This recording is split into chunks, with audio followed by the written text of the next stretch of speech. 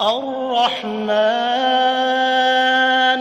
علم القرآن خلق الإنسان علمه البيان الشمس والقمر بحسبان والنجم والشجر يسجدان والسماء رفعها ووضع الميزان ألا تطغوا في الميزان وأقيموا الوزن بالقسط ولا تخسروا الميزان والأرض وضعها للأنام فيها فاكهة